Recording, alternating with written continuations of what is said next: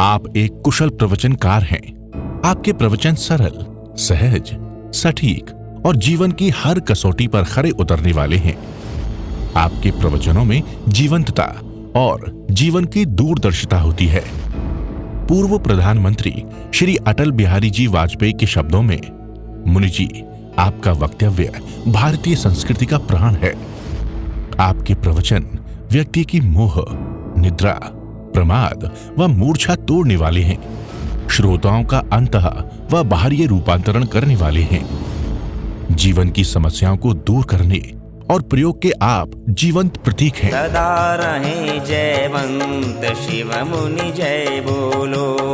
अरिहंत परमात्मा महाविजय क्षेत्र में विराजमान, जिनकी अनंत अनंत कृपा हम सब पर बरस रही है, उस प्रभु की अनंत करुणा, अनंत मैत्री, अनंत ज्ञान को अनंत अनंत नमन। प्रभु तिन्नानंग तारी अनंग, बुद्धानंग बोयानंग, मुत्तानंग मयगानंग, स्वानंग सौदर्शीनंग।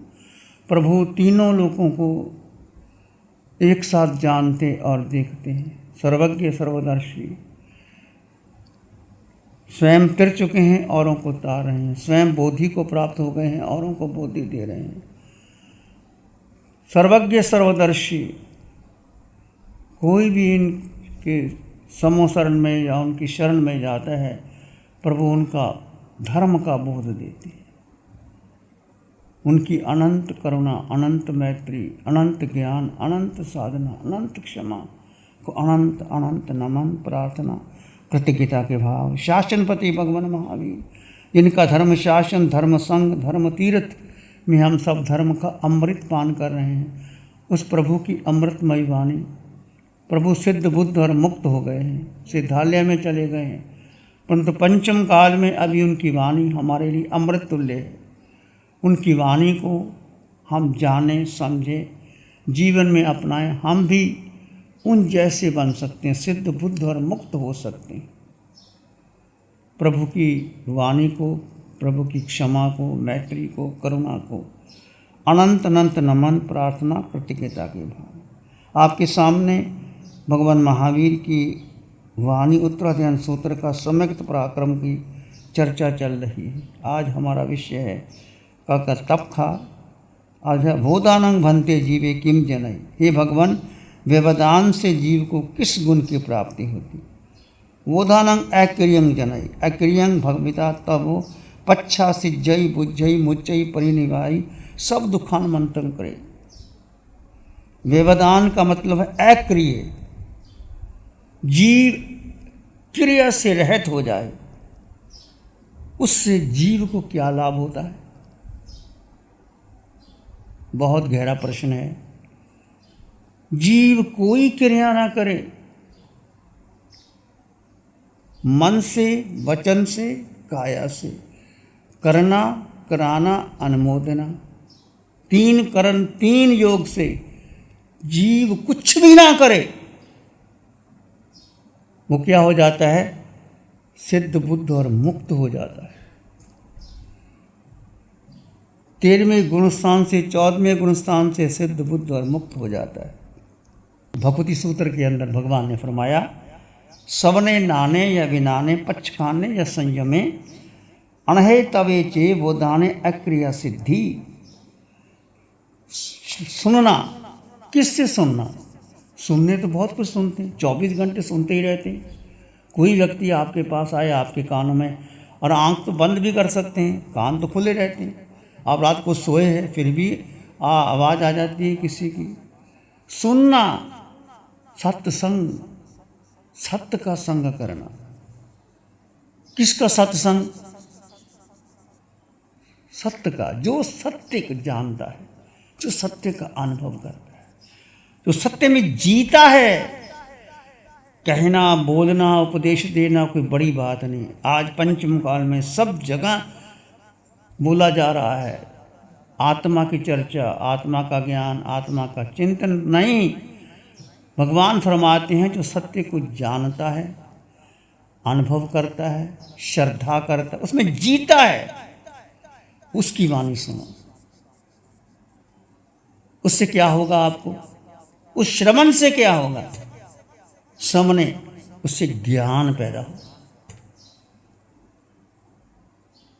ज्ञान कौन सा ज्ञान? आत्मज्ञान, स्वयं का बोध होगा। और ज्ञान से क्या होगा? विज्ञान होगा, विशेष ज्ञान।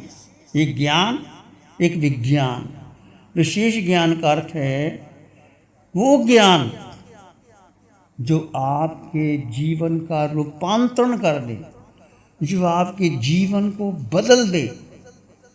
वो विज्ञान कौन सा है? स्वयं और पर का भेद, दो तत्व जड़ और जीव का भेद कर दे। वो ज्ञान जो आप ध्यान शिविरों के माध्यम से भगवान की वाणी आप सुनते हैं, वो विज्ञान, विशिष्ट ज्ञान, विज्ञान। ज्ञान जो प्रयोग करते हैं, विज्ञान कहते हैं उनको, प्रयोग करते हैं, प्रयोग करके आपको बताते हैं। एडिसन ने प्रयोग किया, ये बल्ब बनाया, प्रयोग करते करते 700 बार हारा पर लगा रहा, ट्राई अगेन, सक्सीड। 700 बार हारने के बाद ये बिजली का बल्ब बना। आपको कितना समय लगता है? ऑन किया, रोशनी आ गई, उसने जीवन लगा दिया। तो विज्ञान की खोज, ऐसे भगवान ने जो केवल ज्ञान पाया, जो केवल ज्ञान की वाणी हमें मिल रही है, उस वाणी को सुनना, सुनने से ज्ञान, ज्ञान से विज्ञान, विशिष्ट ज्ञान, आत्मज्ञान, भेद विज्ञान, जड़ और जीव का भेद कर देना। जब तक भेद नहीं करोगे, आपको पुण्य तो मिल जाएगा, आप धर्म कथा करोगे, आप सुनोगे, उपवास करोगे, सब कुछ करोगे, परंतु आपको कर्म नजरा बहुत कम, न्यूनतम होगी। भेद विज्ञान, विज्ञान के होने पर क्या होगा? आपकी विवेक दृष्टि जागृत हो जाएगी। विवेक, क्या करना है और क्या नहीं करना। जैसे हंस मानसरोवर पर जाता है, हंसा तो मोती चुगे, बगुला गार लगाए। बगले की दृष्टि मछली पर है, हंस की दृष्टि मोती पर है।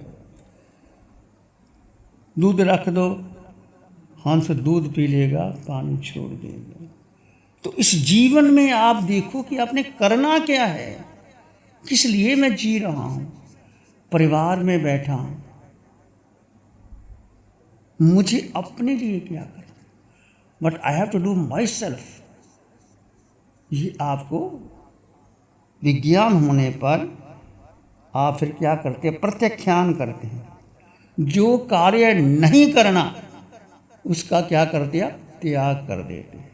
दुष्कृत्य, सुकृत्य, दुष्कृत्य। जो अच्छा कार्य करोगे, जो दुष्कृत्य है उसका प्रत्याख्यान, जैसे आप पचकान करवा दो, प्रत्याख्यान कर लेती, उपवास का जो भी है कि मुझे वो काम मुझे नहीं करना, प्रत्याख्यान हो जाता है। प्रत्याख्यान करने से क्या होता है? बोलो क्या होता है? आपने प्रत्याख्यान कर लिया तो क्या आपको क्या मिलेगा? आपका जो आश्रव था कर्म आने का, वो रुक जाता है, संबर की प्राप्ति हो जाती है। आश्रव रुक जाता है, संबर की प्राप्ति होती है, क्योंकि प्रत्याख्यान जीव आश्रव को रोक लेता है। मिथ्यात, अवर्त, प्रमाद, कुशाय, अशुभ योग, संसार में क्या आश्रव ही आश्रव, चारों ओर आश्रव है। जैसे समुद्र में का पानी बादल बन करके पहाड़ों पर आता है, पहाड़ों से नीचे तालाब में जाता है, तालाब भर जाता है, ऐसे चारों ओर इस संसार में मिथ्यात्वी लोग वो आपके कानों में बात डालते हैं, ये करना वो करना, आपको लगता है ये तो करना ही, ये तो करना है, करना नहीं करना। आप उसमें आश्रव को प्रत्याख्यान करने से आश्रव को रोक देते हैं। आश्रव का रोक करने से क्या हो जाता है? व्यक्ति तीर्थंकर की आज्ञा का आराधक हो जाता है। भगवान की आज्ञा का आराधक होना बहुत बड़ी बात है। जन्मों जन्म लग गए हमें, हम समोसरण में गए, आप भी गए, मैं गए, वाणी सुनी, परंतु भगवान की आज्ञा के आराधक नहीं बने, इसलिए भटक रहे हैं पंचम काल में। जो अभी आपको ज्ञान मिला है, भेद विज्ञान मिला है, पहले नहीं मिला। आप समोसरण में जाके आए, भगवान की वाणी सुनी, सुन करके चले गए। वाणी तो बहुत अच्छी है, पर ग्रहण नहीं किया। मैंने और आपने बहुत बार वाणी सुनी, भगवान स्वयं फरमाते हैं, परंतु उस वाणी का आपने उसको क्या किया, ग्रहण नहीं किया, आत्मसात नहीं किया, उस पर श्रद्धा करके उसमें पुरुषार्थ नहीं किया। और ये पंचम काल में अवसर है आपको, जितना भी समय है, पुरुषार्थ करके उस वाणी का, भगवान की आज्ञा का आराधक होना बहुत बड़ी बात है। तीर्थंकर की आज्ञा का आराधक हो जाए। आराधक होने से क्या होता है, तप की प्राप्ति होती है। तप से क्या होता है, तप से कर्मों की निर्जरा होती है। तवेन परिशुद्धि, तप से आपकी आत्मा शुद्ध होती है। तप से कर्मों की निर्जरा हो गई, फिर कर्म कटने से क्या होता है, अक्रिय, तब आप अक्रिय होते हैं। वोदानंग, अक्रिय अर्थात स्थिर योगी सब पापों से रहित हो जाते हैं, और सब पापों से रहित हो जाते हैं तो जीव सिद्ध, बुद्ध और मुक्त हो जाता है। ये प्रक्रिया है संसार से मोक्ष जाने की।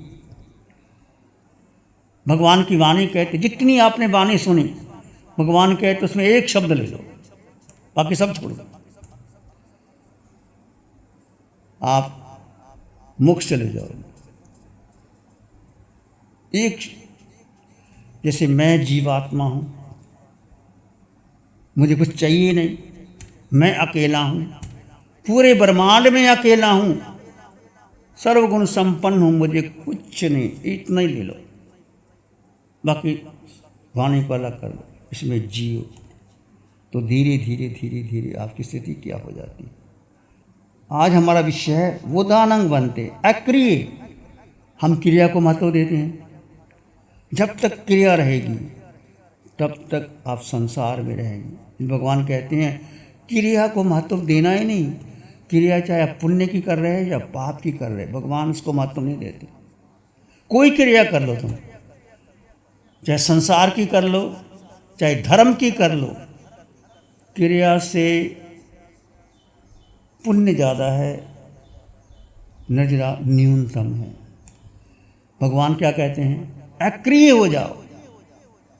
अक्रिय कैसे, जो मन तुम्हारा 24 घंटे चलता है ना, ये घूमता ही रहता है, इसको स्टॉप करो। मन से चिंतन ही नहीं करना, मन को अलग कर दो। मन से, वचन से, काया से। जीव ने अपनी शक्ति मन को दे दी और मन रुलाई जा रहा है। मन कहाँ लेके जाता है, या भूत या भविष्य, या भूत या भविष्य, ये करूं ये ना करूं, ये करना या नहीं करना। और भूत भविष्य में जाके क्या होता है, कर्मों का बंधन हो रहा है।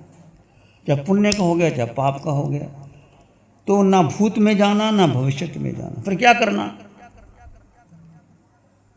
मन से कोई विचार करना ही नहीं। मन को निष्क्रिय कर दो, तुम्हारा काम बन जाएगा। निष्क्रिय कर दो। निष्क्रिय कैसे करोगे, कैसे करोगे कि कोई भी विचार आए उसके साथ नहीं चलना। जब मन कोई घटना घटती है, हम क्या करते हैं, उस घटना को, जैसे आपने कुत्ता देखा, कुत्ता देखने के बाद आपने देखा कि ऐसा कुत्ता तो मेरे दोस्त के पास भी था। फिर आप उसके घर में गए, उस कुत्ते को देखा, वो कुत्ते को डाइनिंग टेबल पे आ गया। फिर आपने भोजन को देखा, फिर आपने खाना खाया, फिर उसके सारे भोजन की चर्चा आ गई, फिर घर को देखा, घर से चर्चा हुई आपकी। ऐसे मन कहानी बनाता है, और कहानी बनाते बनाते कितना टाइम लग जाता है। ये सारा अनर्थदंड है। भगवान कहते हैं कि उसकी चर्चा ही नहीं करनी। कहते ना, भगवान ने कहा किसी ने कि मंत्र की साधना करो और बंदर ना आए तुम्हारे में। ये मंत्र की साधना करते करते बंदर ना आए तो मन क्या करता, बंदर ही याद आ रहा है। वो ध्यान करता बंदर, फिर बंदर, फिर बंदर, फिर बंदर। तो मन तो जो नहीं करोगे ना वो करता है। प्यारी गुरुवाणी है, बड़ी ही सुहानी है।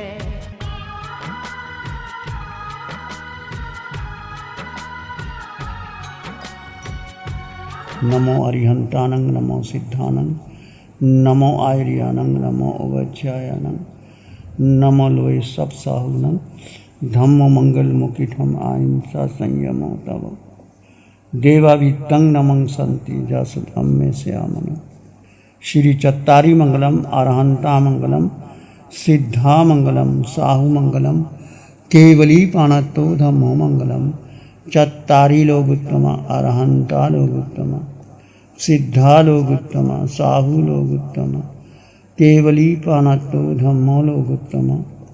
चत्तारी शरणं पवज्जामि, अरहन्ते शरणं पवज्जामि, सिद्धे शरणं पवज्जामि, साहु शरणं पवज्जामि, केवली पाणत्तं धम्मं शरणं पवज्जामि। चारेश